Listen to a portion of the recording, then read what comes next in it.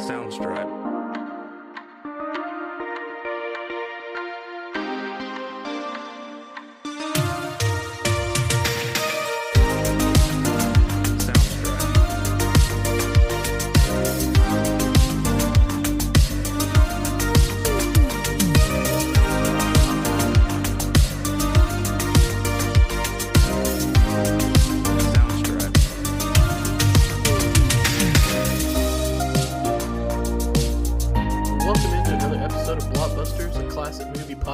Where if you're like us and you miss the days of video stores and packed movie theaters, then this is the podcast for you. I'm your host, Caleb Suggs, joined with me by my co-host, Dakota Lowry. What's up, guys? And also back this week, Ernie Ferguson. I gotta go, Julia. We got cows. And so this will be the first episode where Ernie Ferguson, or Ferg, as he's affectionately known, or Mr. Ferg, or Coach Ferg to Dakota, Ferg. I guess. This will be the first episode where he's officially part of the show now. Congratulations. Yeah, my name is on the movie poster now. That's awesome. Yeah. Me and Dakota talked about it after the last episode. We were like, every show needs a class clown. So that's me. We decided we'd bring him on, and on a trial basis, of course. Yeah, I'm on a 10-day contract. You know how that is. Oh, 10 days? Already on day 9. Well, this week we're doing Twister, 1996's Twister. Well, we wanted to do it last week and have it out in time for Twisters that came out last week.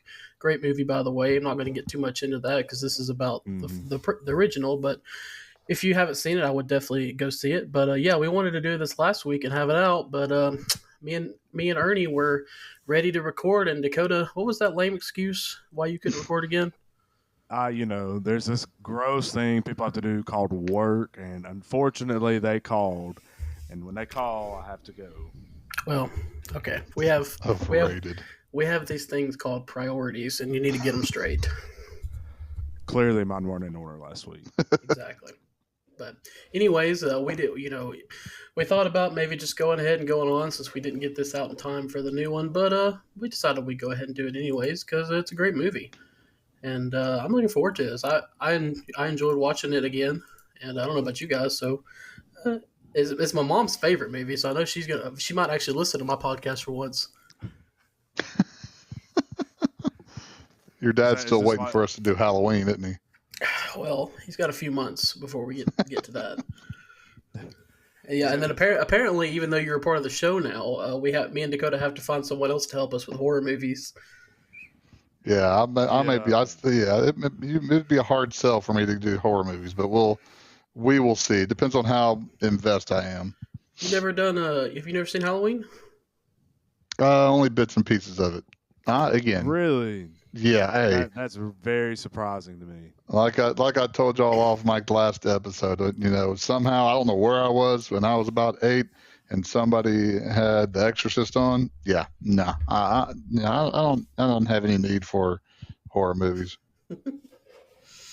Well, unfortunately, I grew up on horror movies, so it's not my favorite type of movie, but anyways, so I guess we'll get right into it. Good week though, guys. Are we having a good week so far? So far. It's only Tuesday when we're recording this.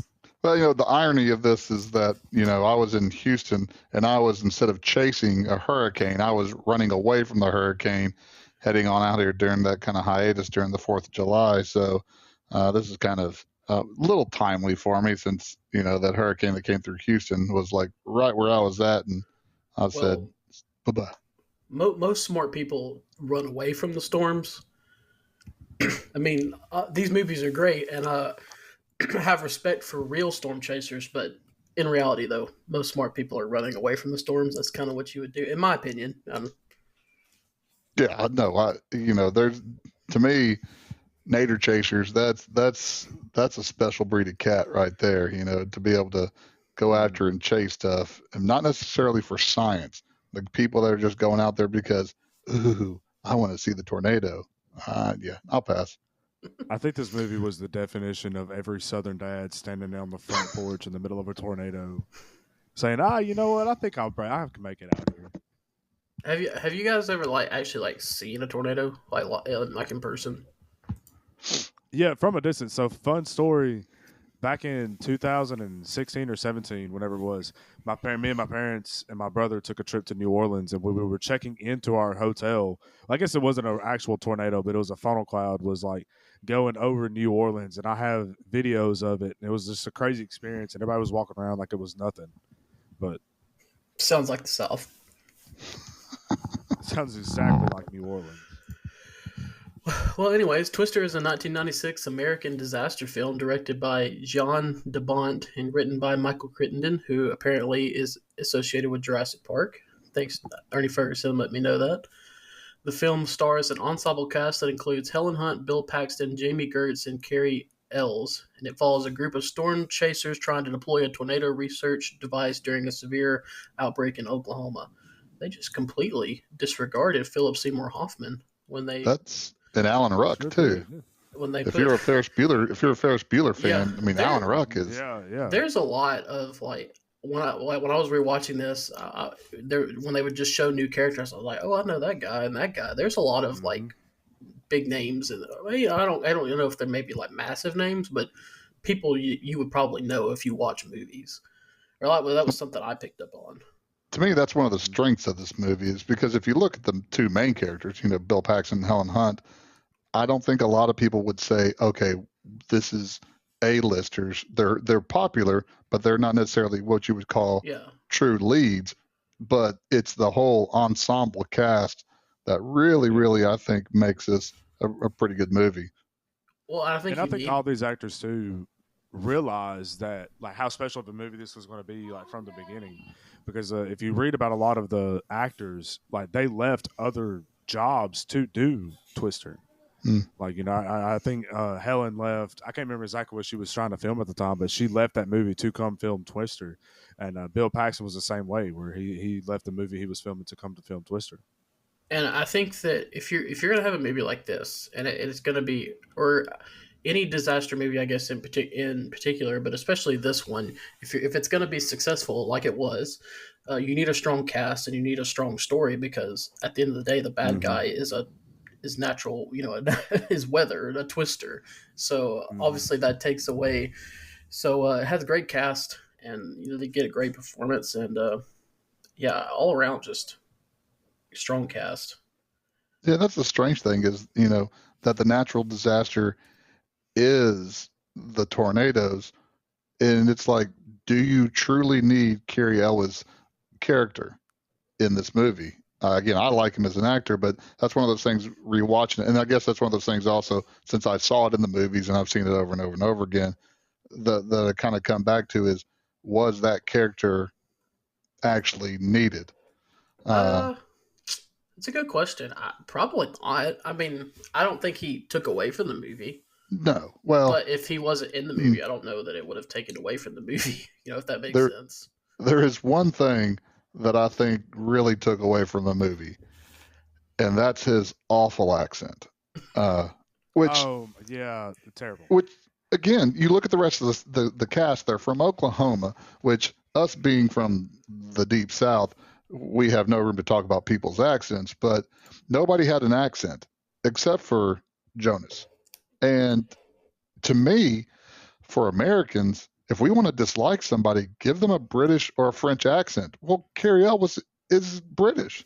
Just let him have his natural accent, and we're automatically going to go ugh, type of thing. Yep. Because that was a tough accent to swallow.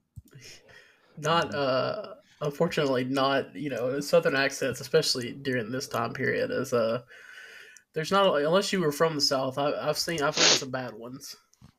Which I will say I that's think probably out of the newer one, the southern accents. Which again, some of those people are actually from the south, but they're not as noted. I can't remember one in the new movie that had like a bad southern accent. I think the other character that really bothered me in this was Jamie Gert's character as the doctor. Is that even though that she is a psychiatrist, they kind of played her as like just the dumb love interest throughout the whole thing. You know, um, where she was just. I guess that's kind of the vibe that I got from it the whole time. That really kind of bothered me. That was like she really is like she's got a whole PhD here, and everybody else is just I guess I he's just have more knowledgeable in there. I have some thoughts on that character, but we'll get into that later. Twisters was released in theaters on May 10th, 1996, and grossed 495.7 million worldwide on a budget of 88 to 92 million. It was the second highest grossing movie of the 1996 in America, behind only Independence Day, beating out Mission Impossible, Jerry Maguire, and Ransom. So again, uh, I don't even Ernie, you're from you grew up in this time, so I don't national disaster movies. Before this, I can't really think of any like big ones. Well, I was trying to sit there and think. And now, again, it depends on what you consider natural disaster. I don't consider Independence Day as a natural disaster. Some people think No. Aliens is natural disaster. I don't think so.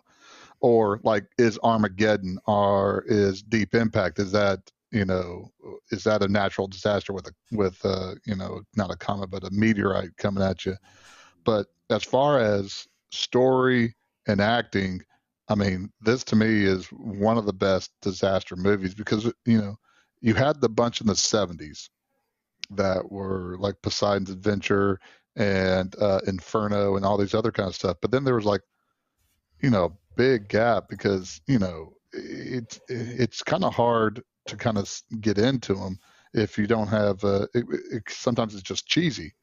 But Twister did a really good job, and I think even like Dante's Peak and this whole entire era of disaster movies is fine compared because it's all about the disaster. It's not about the political statement, which you see nowadays. Anything that comes out about natural disaster, it's a political statement instead of I just want to go to a movie and watch something. And again, I think they did a fantastic job of telling the story with it and using the technology of the time, uh, CGI with also real life effects too. And I also wanted to ask because again you're from this time, so I'm old. we're me and Dakota, we're I've kind of grown used to obviously the technology that we have today as far as weather goes, and having early warnings for tornadoes and stuff. I mean, was it really even in 1996? Was it, I mean, 3 minutes or so? That about the most you got? Well, here this goes to where I lived. Where I lived in Houston, we didn't worry about tornadoes because the only time tornadoes came was when a hurricane was coming. Well, I mean, we literally had plotted maps of the Gulf of Mexico. The weatherman would come in and give the longitude and latitude, and you'd plot it on the map. So we were watching the hurricanes come. So I really didn't have much knowledge of tornadoes. But I don't think technology has changed a lot from 1996 to now, other than people on TV watching that. I think there is early warning systems, but that's the one thing about tornadoes is that it can pop up without you knowing. Hmm. But now I think what we have is more of the tornado warning, tornado. Guys, watch you get those two things, and I think that has helped. Which I don't. So I don't know if it's gotten any better since then, to be honest. Well, And going back to what you said, I kind of think like the CGI thing is what really brings this film together. Is there were a lot of films like in the '90s that came out. Then the two that really stuck out to me in the '90s were like Jurassic Park and everything that they did in Jurassic Mm. Park. But then you also had like Twister, where it all came about, and it like I think this movie was kind of a breaking ground in like CGI films for the next like 20 years because I think people realize that hey, we can go from making stuff that doesn't look so great because believe me, there's a lot of '90s movies with the CGI isn't that hot, but did they watch this and you say hey, like this looks extremely realistic, this looks like something we have, and I think that's like this was kind of in my mind this is kind of a culmination of like the true peak CGI in the '90s. well, Yeah, again, I think they did a good job of mixing in real life effects with the Yeah, CGI yeah, yeah. instead of. I think at this time you start to get the CGI is taking over everything. It's like, and it's maybe a sore spot for Caleb, but the original Star Wars, one of the quaint things about it was the how everything was built. Whereas the newer ones, especially episodes 1 through 3, it was all CGI, and so it lost a lot of its luster. And so whenever you're looking at Twister, it wasn't green. There wasn't a lot of green screen stuff that were going on, and I think that's one of the things that's lost in movie making is that we're depending on CGI instead of real life effects. Yeah, I agree with you, and I think this movie does a good, like you said, does a good job balancing those two things. Where you have the real life effects where you still see like the rain spraying them in the face and the mud and the wind and everything, but you still have that added like you said, where you have the added after effects. Well, on an Oklahoma farm in 1969, young Joe Harding, her parents, and their dog take shelter from an F5 tornado that destroys their farm and kills Joe's father as he tries to secure the cellar door. 27 years later, Joe is a tornado-obsessed meteorologist leading a team of storm chasers. Her estranged husband, Bill, an ex-storm chaser turned TV weatherman, travels to Oklahoma with his fiancée, Melissa Reeves, to obtain Joe's signature on their divorce papers. So to start with, funny story. The first time I watched this, when it said, it pops up 1969 at the beginning, I thought it said 1989. So even though it says Joe, so I guess that should have struck with me. I didn't realize the little girl was Joe until like 3/4 of the way through the movie, because I thought it took place in 1989. I'm like, well, this can't be 7 years later. Stop. One of the things that in the opening scene was, again, I've never had a storm cellar, and I can't even imagine in 1969 that a storm cellar has a slide latch like that. That's what's going to keep the tornado out, But I do like how. Go ahead. I was just going to say, man. Even at my great grandparents' house. There's no way I'm sitting there like, I can't hold it, that I would just sit there still holding it. Like I would just go into the cellar and take my chances. Well, now I think one of the things that you will start to see change in you about that, since you are a new father, is that I think that becomes the type of parental switch that gets flipped with somebody. You do some stuff that's not very intelligent at times to try to make sure that your child or your family is protected. Again, I didn't say necessarily smart things, but there are certain things that you'll end up doing to try to make sure that they're protected. And so I can kind of see that. But one thing I do like about that scene is how the Joe staring at the tornado, and you see that kind of being used throughout the film, whether it's a good thing or a bad thing. You see that, and so I like that consistency throughout the film. So then, we you move made on the comment to about the storm cellars. Yeah, you made the comment about the storm cellars, but even thinking back to my great grandmother's storm cellar at their house, it's still the same way, where we have like a rope that you pull inside, and I think you have to hold it too manually. I think to this day it's still that way.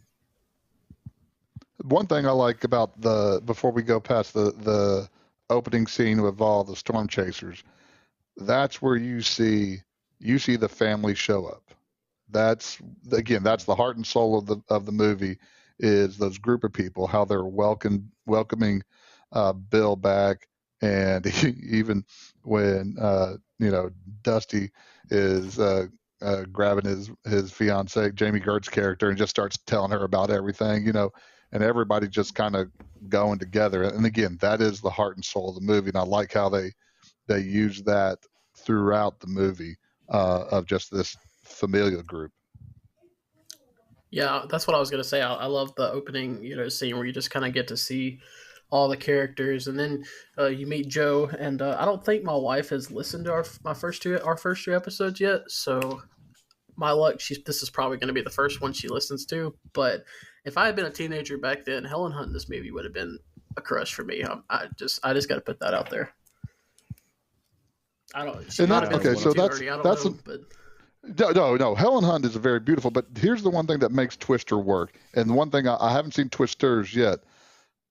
You're going to tell me somebody that's astronomically hot like Glenn Powell is a storm chaser? No. You get somebody who, again, Helen Hunt's beautiful, but she's not she's not a supermodel, and Bill Paxton surely isn't good looking. That's what to me sells it even more, because they look like storm chasers. They look like scientists that are storm chasers. Glenn Powell, uh, I like him. I like him in a lot of stuff, and he's probably really good in Twister. Sorry, forgot the S. But somebody that's that astronomically hot, I just don't see as a storm chaser. I think it's harder to believe that. Are you Glenn saying Powell's you from can't be Arkansas you can't be a than it is to believe he's a supermodel? storm chaser. Are you saying you can't be a supermodel And and what? chase storms? No, because that's too close to hurting your moneymaker, your face, or your body. So no, you're not going to do that, or else your career is gone. So no. Joe shows Bill the realized Dorothy, a device containing hundreds of small weather sensors that he conceptualized. Dorothy could revolutionize tornado research and potentially provide an earlier storm warning system, but the device must be deployed dangerously close to a tornado to work. Joe's team rushes off to chase a developing storm, with her failing to sign the papers, forcing Bill and Melissa to follow. I really, and I know Ernie, you haven't seen the newest one, but I think this will be something that you'll kind of pick up on. I really like early on that they kind of identify what the movie is, like what they're not just chasing storms. There's a reason why Yeah. they're chasing them, and I think that's something that really helps this movie.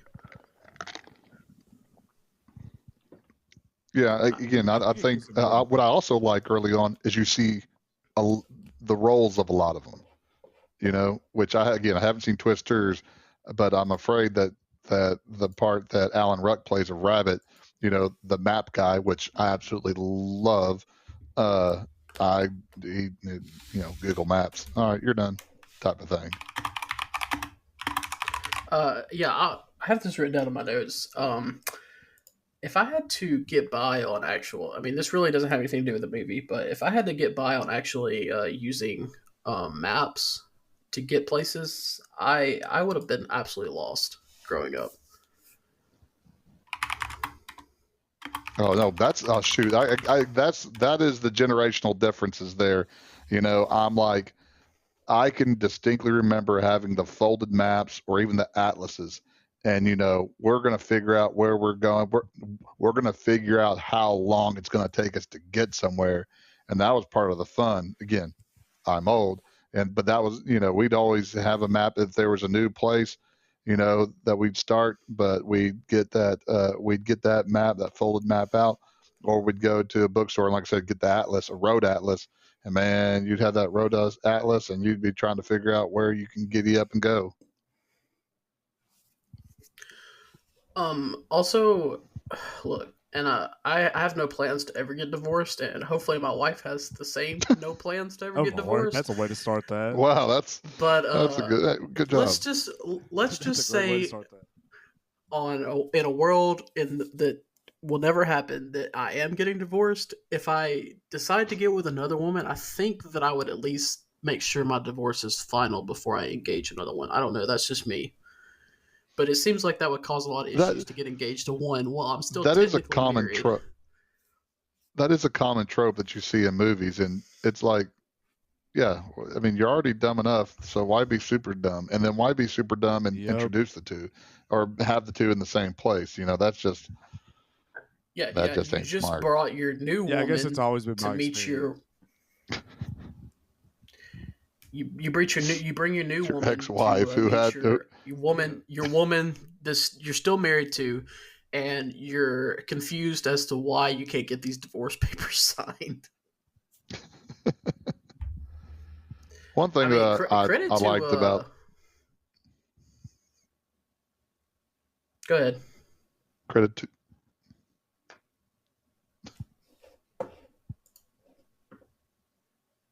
Credit to who, Suggs? What? Oh. I thought Ernie was going to say something. I guess we're having some technical I was difficulties on this episode. I was just going to say credit to Bill. He Hey, has two great women because normally you would bring if you brought these two together, it would probably not go well. But they seem to be pretty cool with the things that he does. So hey, at least he obviously is a good person because he attracts good. And when I mean good women, I mean high character. Yeah. one thing that you start to see in this scene as they jump in the cars, is that slow transition for Bill Paxton's character of being the weatherman. He has his sport jacket on and he's Billy, and he gets in the truck, and Helen Hunt or Joe's looking over the speedometer, looking at him, looking at the speedometer, and then he finally decides to punch it. So you start to see to where as the movie goes on, he transitions after he gets muddy, he changes out and he's into a storm chasers type of outfit instead of this highfalutin weatherman outfit. So I like how you got to see that slowly start to take place too. I also love the argument between the two of them too in this scene, which it's not even an argument on her end. It's just like she's being calm the entire time, and he's just like, I think he's trying to read too much into it and trying to cause an argument there. And I think that kind of plays into that a little bit later on too, where like he realizes maybe that I left, just because for my own selfish reasons as opposed to some other reason that I was trying to make up about you. I find it completely unrealistic that a husband or a wife would try to cause an argument. It's a very unrealistic part of this movie. No, well, again, no. You're taking it from a happy marriage. He's trying to get the divorce papers signed. Yeah. So one, probably faulty, but one way to think about it is I'm going to push her buttons where she's so mad that she will be forced to sign it, as opposed to I'm pushing her buttons so badly that she's going to dig her heels on the ground and not sign it. But again, I mean, that's where I can see it. He's just frustrated because how long has she had these divorce papers? How long has she avoided signing it? And now they're there, and she's still not signing it. And all she had to do was sign it and they'd be gone. Yeah. And I think that's part of it too, where it's like, I think he's trying to, in his mind, make her the bad guy to justify why he's doing what he's doing. Well, Jonas Miller, a rival storm chaser and former colleague with corporate funding, stole Bill's idea for his own Dorothy-like device, Dot 3. Jonas plans to deploy Dot 3 first, claiming credit for its design. Enraged, Bill agrees to accompany Joe and the team for one day to successfully launch Dorothy. As the team pursues a developing tornado, Joe's truck runs into a ditch. Joe and Bill shelter under a bridge as the tornado destroys the vehicle and one of the 4 Dorothy prototypes. With more storms developing, Bill leads the team in his own truck chasing an F2 tornado. They encounter Jonas's team just as Bill accurately predicts a change in the tornado's path and diverts their course. While driving through the water-filled fields, 2 waterspouts form, one of them splitting into 2 and violently thrash the vehicle before dissipating. I really like that there's rival storm chasers, like teams. I don't know. Yes. It's like it really made me wonder if that's like a legitimate thing. Like if there's like rival storm chasers. I feel like there is. I don't know a lot about storm chasing, but I think that's in anything that you, especially when you're talking about something that needs funding. Well, you got to get that research out, And again, it kind of goes back to the last podcast that we had between the Beverly Hills cops and the Detroit cops. Again, you have this gut versus science, or gut versus, this running everything down but the middle. You have, again, Bill who feels it, and Joe who feels the tornadoes, and they're able to kind of work together. Whereas Jonas is just like, all we're going to do is look at maps and look at maps and look at maps and not pay attention to anything. I think that does a good job of kind of setting it up. And, I would like to know the backstory of how he screwed Bill and Joe. That's one of those things where, that seems the interesting part of it too. Well, you also have to look at too, like you said at the beginning, where it comes to where it comes to like research and funding and stuff like that, okay, nobody ever knows who the second man who stepped on the moon is, or like who the second team of astronauts who went to the moon was. Yeah. Like you only know the name of the first person. So if you have one person who comes in and discovers, hey, this is how tornadoes work, this is how they're built, their name's going to be the one that goes down on Wikipedia. Their name's going to be the one that goes down in the history books. Their name's going to be the ones that are going to have grants and research and stuff like that, after them. And you're also looking at, getting grants from other companies and stuff like that are going to pour into that. People aren't going to look for, oh, well, you did it second, you're just copying the people who did it first. They're going to give their money to the people who did it first. First of all, I know who the second man was that stepped on the moon. Well, So, it was I'd say it was a second man. It was a second team that I was thinking of. well, the second team. Well, that wasn't the Apollo 13, was it? No. 13 was Okay. the first. No, they didn't make it. Okay, we're not going to get into this. No, Bill Paxton didn't make it on the moon. Remember, he found that he worked with the tornado, but he wasn't able to get on the moon. He was worthless in the shuttle and was sick the whole entire time. Okay, but he did help. Yes, he did. Shoot some aliens. One thing I liked about this scene also was in the diner.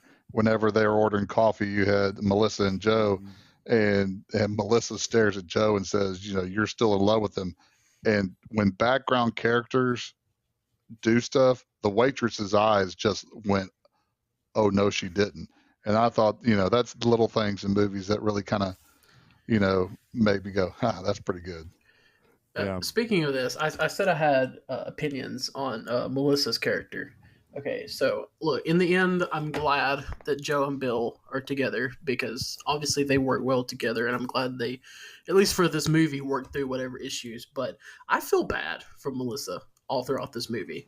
This is not like other movies where, they kind of play her off as like a really character that just nobody likes, and you're glad when Bill gets back with his ex-wife. I mean, she really does nothing wrong this whole movie.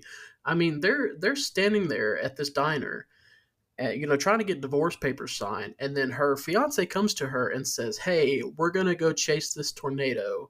You drive my truck. I'm gonna go ride with my ex-wife." If you told your wife that, the current wife. yeah, not even ex-wife, so it's a current wife. If you told your own wife that, yeah, it's not happening like that. Well, hey, let's go take a vacation to visit some old memories and watch me fall back in love with my wife again. Then go home. But she said it. She didn't realize what Bill actually did beforehand. I mean, after it was either before the water spouts or right after the water spouts, where she says, chasing tornadoes. I just thought it was a metaphor. So she didn't. She had no clue. Yeah. And then, I don't know if she was giving him up to Joe, or if she was giving him up to the tornadoes, because she couldn't match either one of them. And so, I think she just realized, she's like, all right, this dude is nuts. I'm out of here. And that's just part, and that's part of why it just makes you feel bad for the whole movie, because she's having to go along with it and watch as her fiance, whether it be Joe or whether it be tornadoes, falls back in love with what he really loves. And not to say he didn't love Melissa, his fiance, but what he really loved was storm chasing and Joe. Yeah. And she had to basically sit in the back seat and watch it.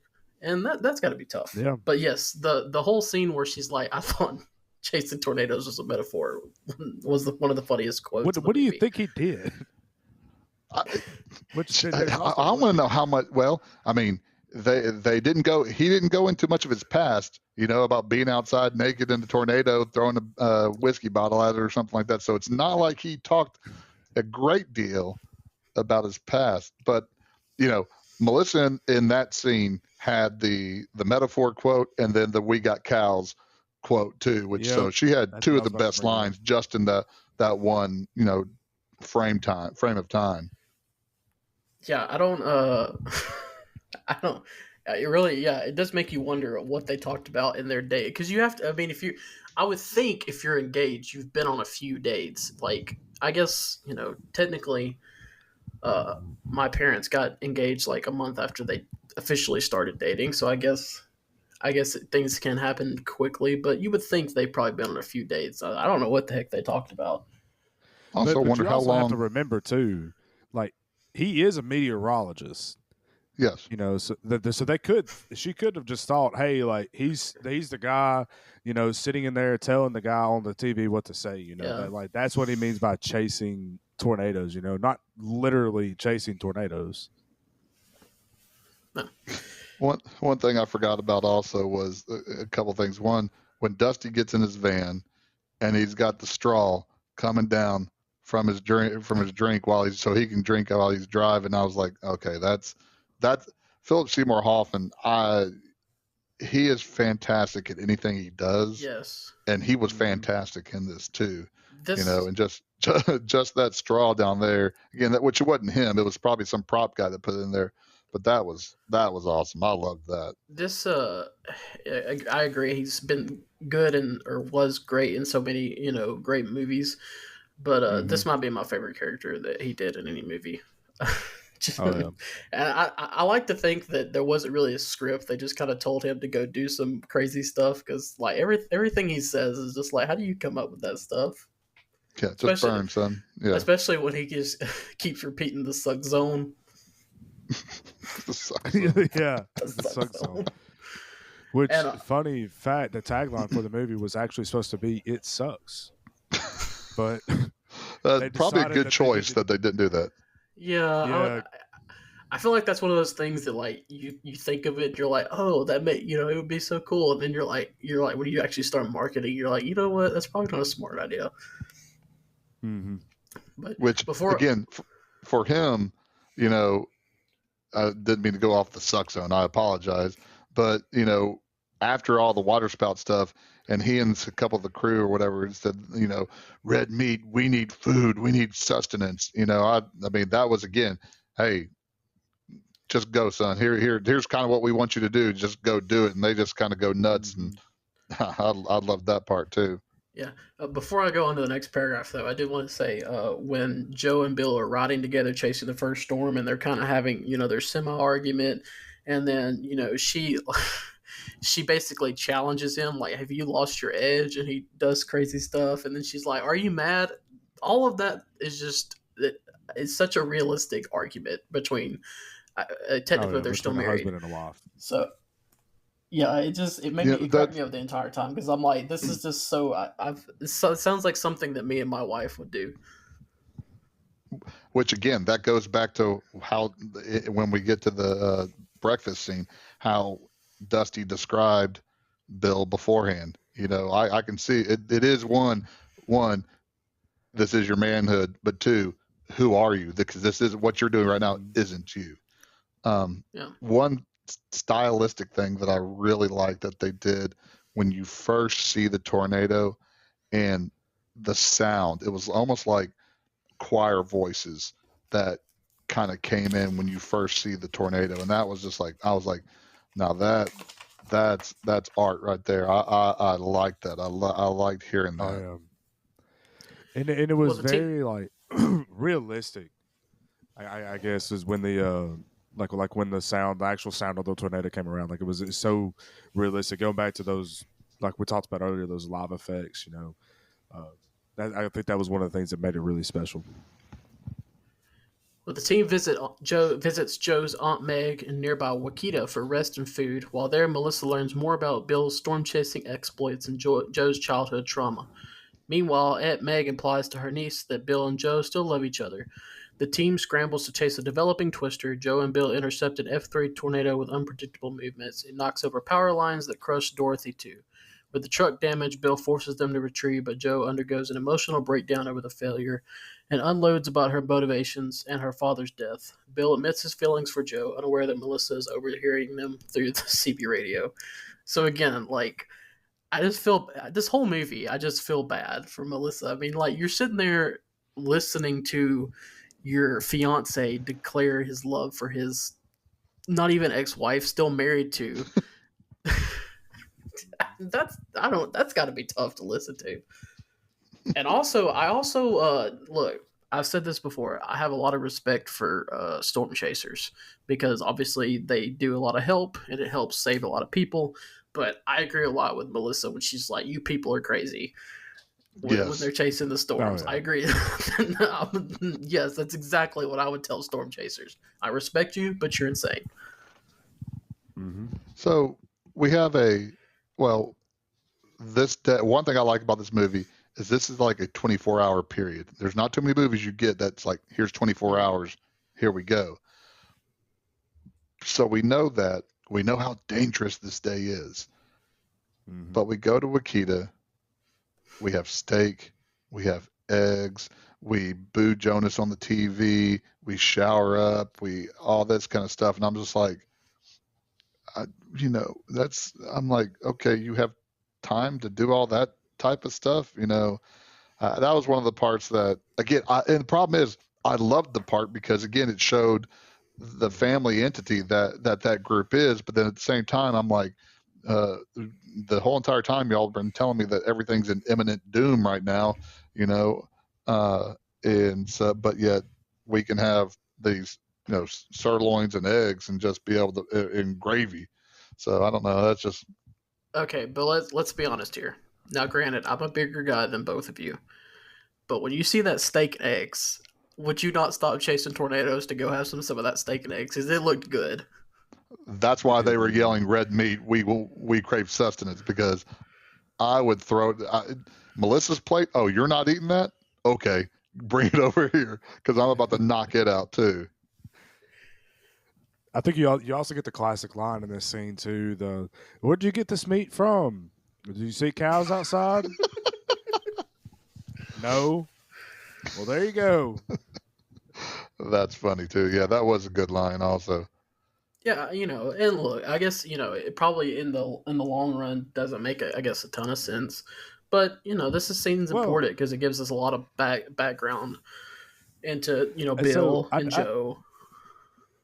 Hmm. I think I'll make an argument for it though, because like, especially in these storm cells, you could have breaks in between Yeah, them, where there's times where that you have maybe an hour or two in between two different types of cells, and it could have very easily been that they didn't have like a F1 or something like that they yeah, wanted to go to that was breaking out, that they were waiting on the big one, they were waiting on the Yeah. F3 or the F4 that they could go chase after. and look, and like if you're gonna have breaks, I mean, I'm not if I'm gonna be chasing a twister for 24 hours straight, I don't want to be covered in mud the entire time. Mm-hmm. So yeah, I mean, it make Yeah, I don't especially think it's that hard to believe. especially since the actors in real life had to get hepatitis shots because they were in that mud Yeah. too. Ugh. That was, oh man, I was like, yeah. So I also think this is the part of the movie that I actually realized that Joe was a little girl at the beginning of the movie. It's like mind blown when you find that out. What a great revelation you had there. It was. And then I watched it for the first time. So I actually just like recently watched this for like the first time all the way through. Like I'd seen parts before, so I watched it with my wife, and I remember being like, "Oh, she's that little girl at the at the beginning." And my wife like looks at me like I'm stupid. Like, yeah, So was this when they left Wakita, they left Aunt Meg's, this was the one where Bill was trying to get in the back of the truck and was getting pelted by hail and all that kind of Mm-hmm. stuff, wasn't it? uh, was Yeah, it? because he was trying to set off Dorothy. This was the big one where they were trying to set off Dorothy, and or he was trying to get it prepped, wasn't he? Yeah, yeah, and that's one like the boat flew across the. Yeah, I think Yeah, yeah. yeah. Well, here's I like it when you play songs that fit the scene, and when they first Mm-hmm. start chasing that tornado, they have the Van Halen song "Humans Being," and Yep. I'm not gonna lie. For 30 minutes before we started this, I was jamming that tune over and over and over again. Uh, not just because it's an awesome song, but because it made me put my hat tip it because, well, this is the song that broke up Van Hagar, and that makes me sad. But anyways, but I like whenever you have a good song that comes in and, and kind of helps along the movie. Quick off topic. Are you a Van Hagar guy too? I am a Van Hagar guy. I do like Van Halen, but and again, my brother likes Van Halen. He likes David Lee Roth better. He's older than me. I like Van Hagar. I like Sammy Hagar's voice better. That's just me. I agree, but not going to get too off into that. Just it's always fun because you don't normally, if I tell people that, they're like, oh, they look at me like I'm stupid. So it's nice to find someone else. But validation. There you go. The team overnights in Fairview to repair their vehicles. While there, Joe signs the papers. A nocturnal F4 wedge tornado forces the team and others into a garage pit near a drive-in theater for protection. The tornado destroys 2 team vehicles and injures several people before proceeding toward Wakita. Before the team rushed to Wakita, Melissa ends her and Bill's relationship, encouraging him to reunite with Joe. If you're following along, you just watched me completely skip over a word because I didn't want to try and pronounce it. I promise I'm educated. Yeah, it says the rotter. Look, we're not going to get into that. I love how that Bill basically admits how much he loves Joe, and then that's when she decides to sign the papers. Yeah. Now, this to me is the best scene and the worst scene. Now, we live in Alabama, which is almost as much of a tornado alley as Oklahoma. Again, there's been warnings about all this weather that's going on, but we're going to go through a drive-in and sit in the drive-in and watch a drive-in movie that's outdoors while there's high threats of tornadoes because, well, there's already been 1, 2, 3, 4 tornadoes that have hit somewhere in that general vicinity. But in this time frame, yeah. And they're not even watching a new movie. It's like a 15-year-old movie at that point. At that time. See, that's what I think is awesome about it. Because to me, that's what a drive-in is. A drive-in is you go and you watch classic movies. And to have The Shining playing, this is the part that makes it awesome. Especially the "Here's Johnny" part, and then the tornado just rips right through the screen. That to me is that you see the lightning in the background, and it kind of shows you the tornado a little bit before it starts ripping through through the screen. That's what, as good as CGI as you can have at that point in time, that was good. The movie was perfect because, again, it is a horror movie, and it's part of the movie where, Jack Nicholson goes absolutely cuckoo for Cocoa Puffs, and then you have this tornado kind of rush through. But again, why people are out there. And then, I'm sorry, Preacher should have been decapitated by the hubcap hitting him in the head. You don't have a hubcap flying around, and all you do is get a cut across your forehead. That's like final. This is where the part of the movie where I'm like going, okay, because Preacher should have died. Which again, other than being a preacher, what was his true purpose of being on the team? Yeah. But that's neither here nor there. Also, what was this rated? I didn't even think PG-13. PG-13. Okay. Yeah. So I imagine a drive-in was the perfect place for you to watch The Shining, right, Ernie? Because like halfway through you could just drive off. Yeah, I mean what I would do is I would go to the concession stand and I'd be getting something to eat, but it's Stanley Kubrick. It's weird. So I mean you have to be in a weird state of mind. Stanley Kubrick with Stephen King. That's an eerie combination. I unfortunately have never been to a drive-in, and I hate that I haven't. Which I mean, granted, there's not a lot of options. But there has been some around here, and I still have never been. So, I don't know. Put that on the bucket list. Maybe I'll do that one day. Yeah, I don't know.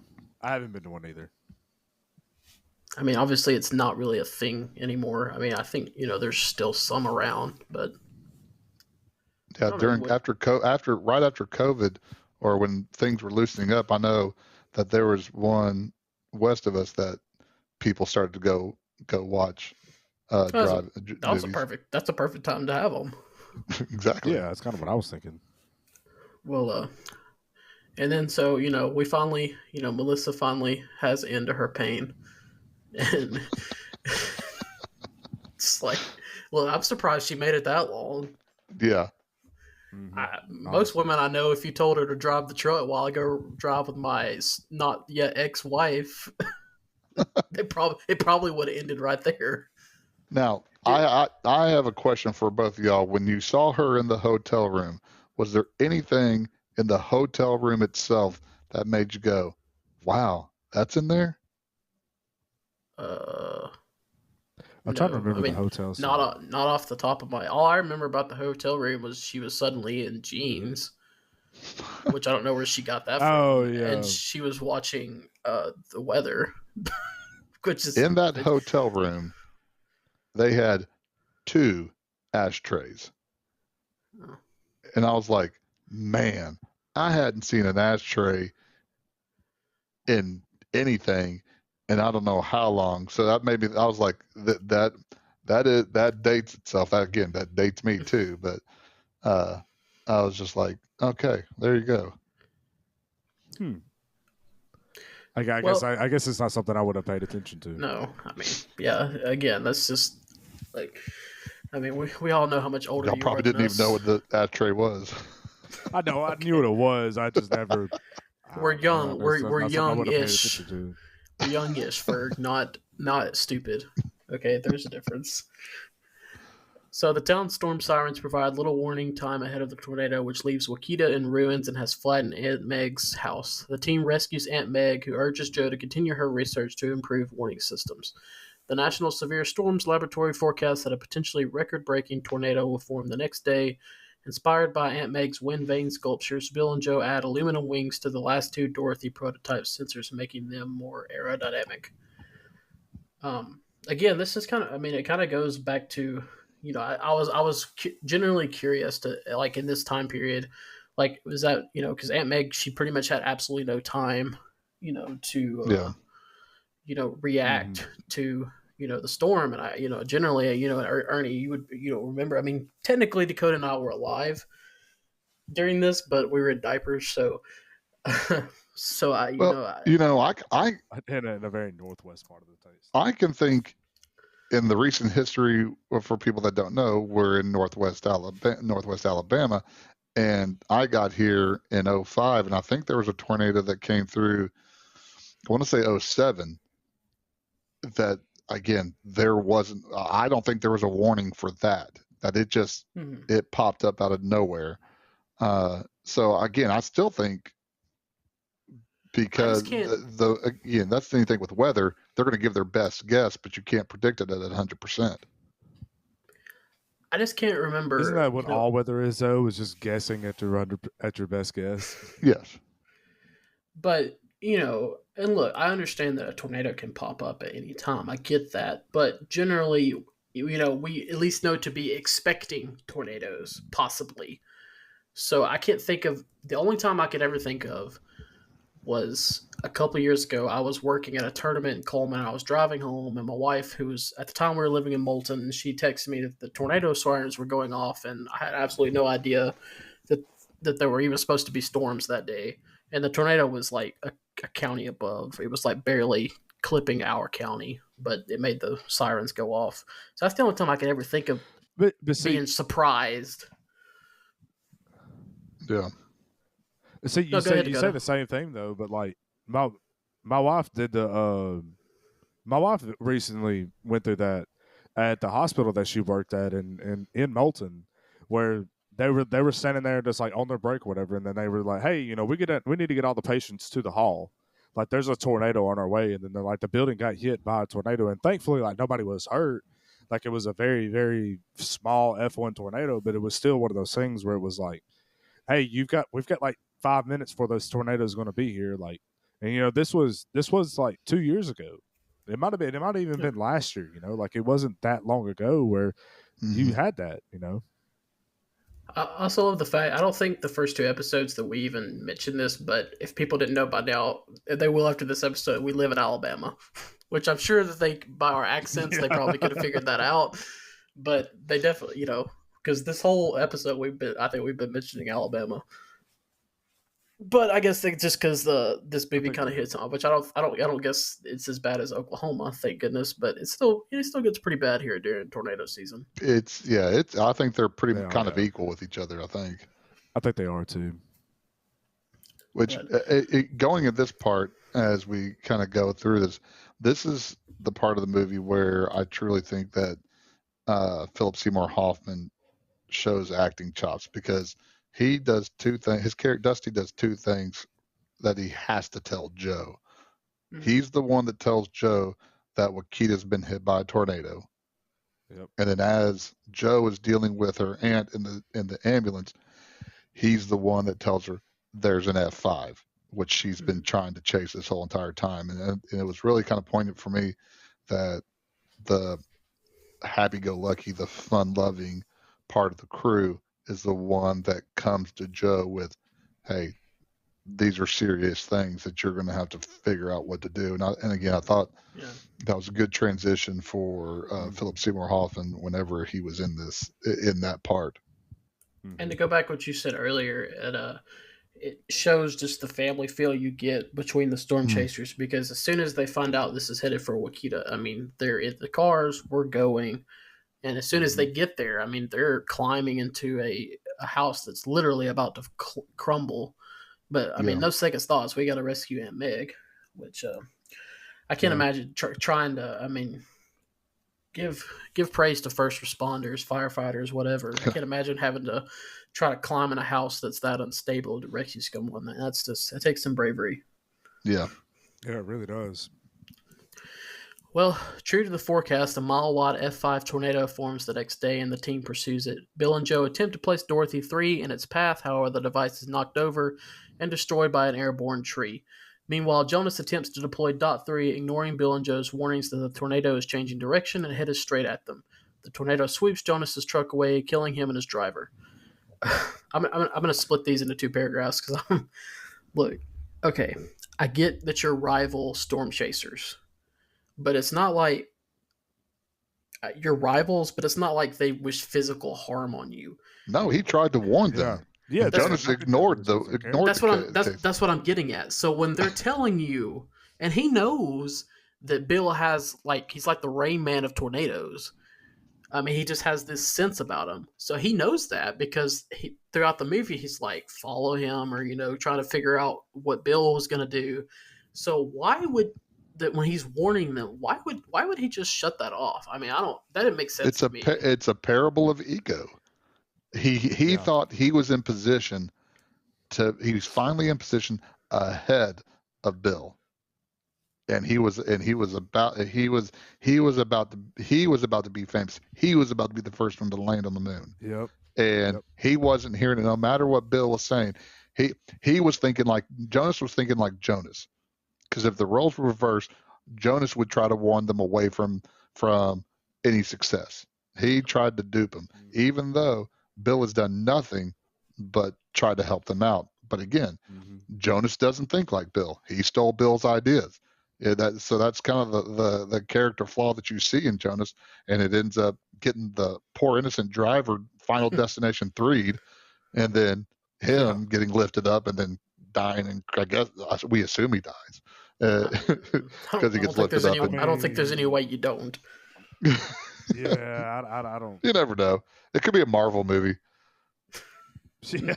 Well, this movie's pretty, for the most part, I think pretty realistic as far as movies go, and so yeah, I think he's pretty dead. That would be my guess. If I had to put money on it, that would be my guess. Take it that he went the same way that the dad did in the opening scene. I think I'd put my money on it. At least he was in a truck. I don't know if that helps or not. What I feel bad for is that 18-wheeler driver, even though they never showed an 18-wheeler driver going, but it lifts up and then it crashes and blows up. And I'm like, oh man, that poor 18-wheeler driver, he just caught a stray there. Well, with the last remaining Dorothy affixed to the truck bed, Bill and Joe drive directly at the tornado, then jump out, sacrificing Bill's truck to ensure that Dorothy 4 can release its probes into the wedge. The gamble is successful as Dorothy 4's pros provide immediate scientific data, but without their truck, Joe and Bill are forced to run as the tornado shifts towards them inside a nearby pump house. They strap themselves to deep pipes. They get a close view of the core of the tornado as the building rips away and the F5's core passes over them. After the tornado dissipates, the team celebrate their success and Joe and Bill reconcile. It did make me laugh that he just sacrificed the truck after earlier saying that all he had was liability on it. And I'm just thinking, well, I hope that grant money you're about to get is worth it. Yeah, we'll cover it. Yeah, that was a nice truck. There's also the scene where they run into the barn that has all of the yes, all of the I can't even think of all the blades and everything hanging up everywhere, and I'm like, man, this is like who in the world has that out there in the middle of a field? You know, the literally it's the family from the Texas Chainsaw Massacre. That's exactly who's born. They went in. This looks like that one commercial, you know, they make fun of the horror movie tropes where they could just, we have a car that's running right here. No, let's run into this woodshed that's got all these sharp objects. And that's, you know, that's where, this is where the movie kind of loses me at the end. You know, they're outrunning a tornado. Check. I mean, because look at their running form. They run about as good as I do. The fence posts or the fence spears or whatever you want to call them, not one of them touched them. I mean, they just blazed by them. Oh yeah, you know, that's individually, like in a row, one by one, coming out behind them. Yeah, and I know what they're showing. I know that you're trying to show the natural disaster, trying to get Joe inside the F5. That's really where this film kind of just went womp womp. Yeah, for me. So they're standing right next to an F5 tornado. They let the truck go, and then they start celebrating. Like, hey, we're still right next to an F5 tornado. Exactly. Like, it's not your research not going to do anything for you if you're dead. Mm-hmm. But I don't know. Going out in the history books, though. That's true. And I'm not. I guess strapping yourself to deep pipes. I guess that would save you, right? Sure. I guess. I think it would less save. That was my biggest issue with it was it's not going to save you. It's just going to rip you in half when you have a rope tied to your waist. You know, it's just going to it's literally you're going to get into the suck zone and it's going to suck you away. You know. This movie is PG-13, Dakota. We just watched the dude in his truck and his partner get lifted off into space, okay? Exactly. So, if Joe signed the divorce papers at the beginning of the movie and Bill doesn't go into to all this, does Joe die? Here's also the thing. I don't think so. Go ahead, Caleb. Well, I don't know. It's tough. Just because she sat there and stared at that F5.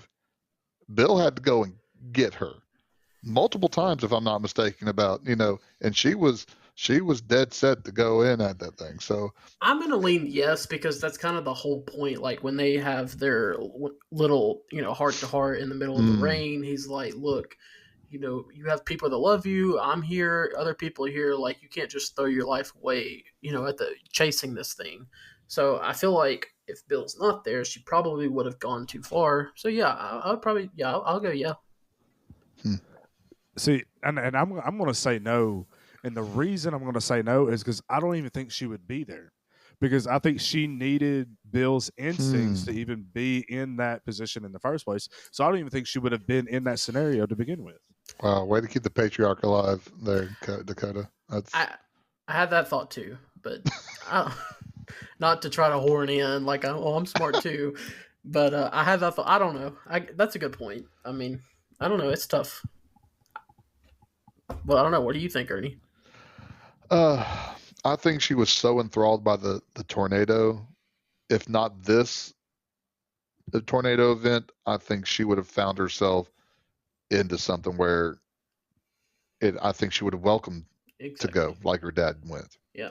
I think because again, she was just from an early age mesmerized with it. So that's the way somebody that she loved, got taken from her, and if that's the way, I think if you can be disappointed by the way you die, I think she would have been more disappointed being, impaled by part of the fence or something like that, as Mhm. opposed to being sucked into the tornado like Dorothy. I think that's just kind of what I thought.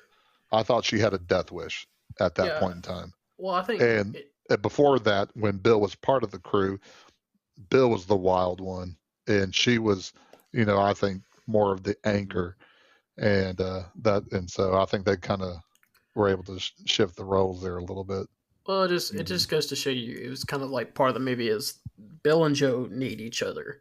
Yeah. Joe needs Mhm. Bill because Bill keeps her grounded and not doesn't let her go too off the edge chasing, revenge or whatever you want to call it. Whereas, Joe needed to remind Bill what it is he really loved and what his heart belonged to. As cheesy Mhm. or corny as that may sound, I mean that's kind of what it was. Yeah. So So here's another question. Uh, Tom Hanks turned it down, and he gave Bill Paxton's name. Is this a better movie with Tom Hanks? no, as I my don't look, think so. no. I love Tom Hanks. Tom Hanks might be Hmm. one of the greatest actors that has ever lived. He's done so many great movies, Saving Private Ryan, and all Mhm. these other movies. There's a movie Dakota loves that I do not like, but Forrest Gump. You can't not mention it. Come on, man. that's very popular. Not one of my movies that I prefer, but obviously it's a very popular movie. That being said, I don't think this is near as good or the same kind of movie if this had Yeah. Tom Hanks instead of Bill Paxton. I agree. One thing I think in most every movie that Bill Paxton does, that Tom Hanks kind of does a little bit, but Bill Paxton is an everyman. Mm-hmm. Yeah. I think Mhm. we can all kind of see us be a Bill Paxton character. Uh, you know, no matter what he's been in. I Mhm. mean, like Tombstone. That's I think a perfect example where Mhm. he's not the muy macho one. But he plays an integral part, and so I do think that it works better with somebody like Bill Paxton instead of somebody that was hitting home runs all the time like Tom Mhm. Hanks. Garth Brooks was also supposed to be in the movie. With this been a better movie with or without Garth Brooks? Without nah, Yeah. especially if again, I mean, whose role is he take? I mean, whether it's Bill Paxton, no, he can't be that. Was he Dusty and replace Philip Seymour Hoffman? No. Does he No. replace Cary Ellis? No. I mean, yeah, I, no. There's not a out of part out that of he all can play. those roles, though, if he could have fit into one, it would have been Jonas. I Yeah. think Yeah, he would have been fine in that role, and it would yeah, have because probably. there's a show on Amazon Prime that about he and Trisha Yearwood are building some bar in Nashville. He's Mhm. got some turd in him. I mean, Oh, he's absolutely. he is that way. Do y'all know who Laura Dern is? I do not. The name doesn't sound She familiar. was. Have y'all seen Jurassic Park? Yeah. Yeah. Yeah. The female lead in Jurassic Park. Oh, That's okay. Laura Okay. Okay. Okay. Dern. She was up for the Joe spot, Joe a part too. That again, I Yeah. think is a different movie too, because Helen Hunt does a good job of her blood pressure does not go up and down, whereas Yeah. Laura Dern's more Mhm. fiery. It would have been a different movie that way too. I'm not watching this I movie if you don't okay. have Helen Hunt in it. Then go watch the TV show Mad About You, because that Yeah. if you want to tie Beverly Hills Cop and Twister together, you have Helen Hunt, and then oh my goodness, Axel Foley's partner in Detroit. I can't remember his name now, uh, but that actor were the main actors in Mad About You. All right. Well, that's the end of the movie. Overall, I really like this. It's a great movie. I think as Yeah, far as, Mhm. I mean, it's a great movie in general, but as far as disaster movie go, I mean, I would put it up there as probably the best, maybe at least top three, I would think. And I'm yeah, not I'm not a big disaster movie guy, but I don't out of the ones I've seen, I would think it's probably my favorite. It's probably up there with I consider Armageddon a disaster movie. Now, Armageddon is not as well acted or has near as realistic or a great a story as Twister, but it's still a fun movie to watch. But you know, Mm-hmm. but yeah, overall, do we do our ratings first or our groupings first? I forget. I think we did. I think everybody did their ratings and groupings whenever they say something. I thought Yeah, it Yeah. okay. doesn't matter. We can We'll change up do whatever we want to. we'll do ratings first. So when we do our rating, we do 1 through 10, and you can do some 0.5s or 0.25s if you're like Ernie because you just want to be different. Um, I would give it.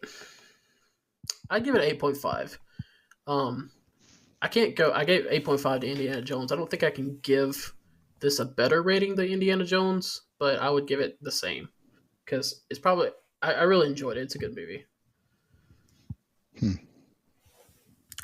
Go Dakota. ahead, Ferg. No, I'm next. Uh, I really like this movie also, but the ending, it put it down to a 7.5 for me. Again, I like it, um, but again, I liked Beverly Hills Cop better, and I definitely liked Raiders of the Lost Ark better. But it's still a good movie. It's still I would recommend anybody watch it. I do agree. I think it is probably the best disaster movie also. Mm-hmm. Dakota. See, I think I'm gonna go with an 8, like a flat 8. I think it was a great movie all around. Um, it does have a few things that are a little unrealistic that can't really be explained, but I think all of just kind of in general, it was just more of a very good, a pretty good solid 8 out of 10. I'm a little surprised that I gave it the highest rating. I wasn't expecting that. I don't Well, know. the math should be easy this time, I think. Did I give it a 0.5 bump for Helen Hunt? I might have. I think you did give it. It was a 0.5, that's for sure. Yeah. So the averages out between the three of us. The averages out to an 8. So Ernie, where does that bring us in our short so far list of movies? In our short list, that puts it at number 2. Raiders of the Lost Ark is 8.25. That probably would have been higher if I was on that episode. Twister at 8, and Beverly Hills Cop at 7.6 because I like unusual numbers. That to me that tracks. I would think I think if you polled a large group of people, I would think that order of movie would track Indiana Jones first, Twister second, Beverly Hills Cop third. I feel like that's a good placing. I agree. But as far as groupings go, so if you're listening to us for the first time, the way we do our groupings, we have 5 groups. We have Blockbuster, that's the top one. It means you think it's a must see. Everybody should watch this movie. Popcorn worthy is number 4. You means you think it's a really good movie. Cult classic is the middle one. It's either you either think it's a good movie, but maybe not for everybody, or you just think it's middle of the road. Dakota always forget what's the one between matinee only. Yeah, matinee only. So you can think it's overrated, doesn't hold up, or just not very good. And then straight to video means you think it's straight trash. So I actually let Ernie go first on this one. This is a popcorn for me. Again, I had a 7.5. Again, I enjoy it. I watch it. I don't consider it in one of my blockbuster films. So I say popcorn. Dakota. I'm really struggling between popcorn and blockbuster because I really do feel like everybody should sit down and watch it just to have appreciation from like seeing where CGI kind of really got its culmination and start at. But I don't think it's a good enough movie that everybody I can sit down and say, hey, you need to watch this just because it's a good movie. So I think I'm going to put it in the popcorn category. So I am actually going to go blockbuster. Blockbuster, yeah. And here's the reason why. Disaster movie has become its own basically category of movie. I mean, especially now I feel like we get at least 1 or 2 a year. So, and it's become a thing where people love that type of movie. And so what I think when you have a category it's become its own movie, to me, this is the most must-see disaster movie, in my opinion. Like you have to watch that. So to me, that makes it a blockbuster. If it's the one out of a category, you should watch this one. Is what makes it a blockbuster. If that makes sense. Yeah. No, I get what you're saying. So, all right. Well, another episode. I think we had some issues throughout this one, but at least nobody crapped out. That's the most important part. Yeah, I will apologize because I think I thought I was pressing mute and I wasn't. So I probably made some noises on here that probably didn't belong in the podcast.